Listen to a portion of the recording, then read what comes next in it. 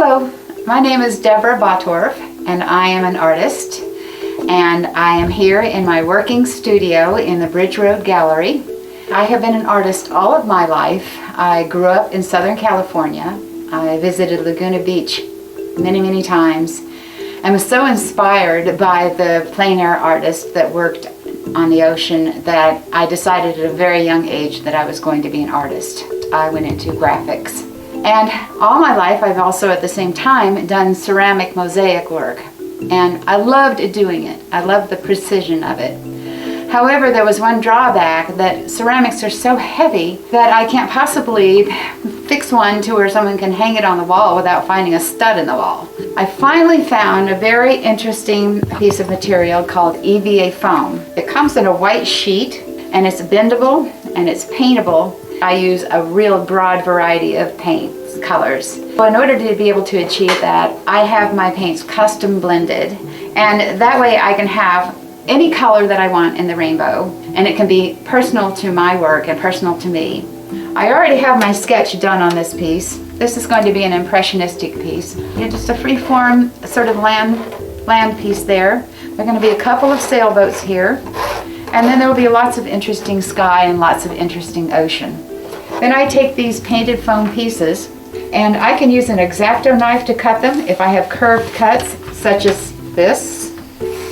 And it just comes out like butter. If I really don't have to get a perfectly cut rounded piece, I can just take a pair of really sharp scissors and I can just snip right through it. I find my places that I want to fill in with color, and then I start rearranging, arranging and rearranging the pieces.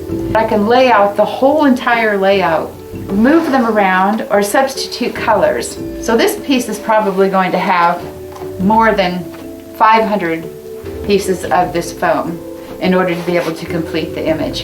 It's very intricate. It's like putting a puzzle together, and it's really a glorious moment for me when I finish a piece. It goes on a regular canvas. I use a resin glue that holds so sturdily to the surface that the couple of times whenever I felt like I needed to remove a piece, I literally couldn't get it off with a pair of needle nose pliers. So one example of the pieces that I do, this one is of jellyfish. It's called Shall We Dance? And this particular piece probably took close to 1,000 pieces to put together. And just one tentacle alone for these took about 50 pieces. And each one of those was meticulously cut out and placed and rearranged, and some of them, custom cut to fit a certain space, so that they would all work together. And the goal in this particular piece was to try to impart this flow of water that was going around the jellyfish, because after all, their tentacles are flowing in the water.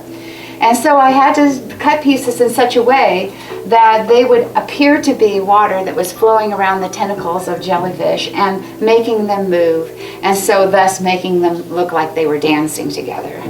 This particular piece also utilizes a certain style that I use in many of my works, which is the circles. And the circles in water actually sort of emulate those kinds of currents that you feel when you're in water and you're out and swimming in the ocean.